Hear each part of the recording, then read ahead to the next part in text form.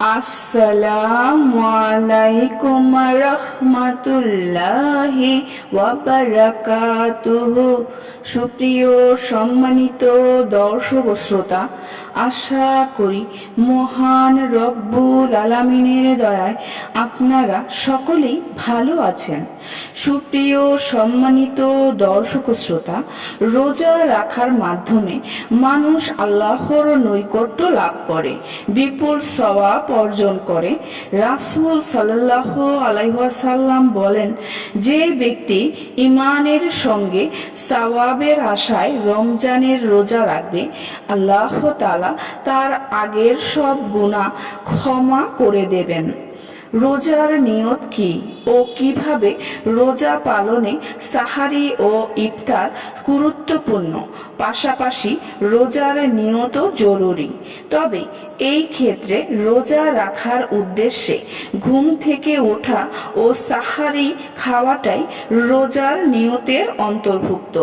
বস্তুত মনের ইচ্ছাই হলো নিয়ত। নিয়ত মুখে উচ্চারণ করা জরুরি নয়। তাই কেউ মুখে নিয়ত না করলেও তার রোজাগুলো আদায় হয়ে যাবে।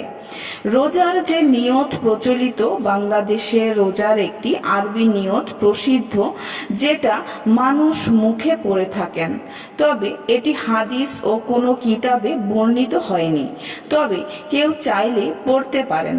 তবে জেনে রাখা উচিত যে নিয়ত পড়ার চেয়ে নিয়ত করা গুরুত্বপূর্ণ।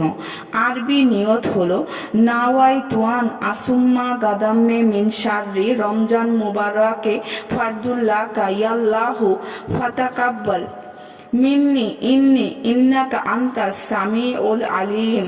অর্থ, হে আল্লাহ, আমি আগামীকাল পবিত্র রমজানে তোমার পক্ষ থেকে নির্ধারিত ফরজ রোজা রাখার ইচ্ছা পোষণ নিয়ত করলাম।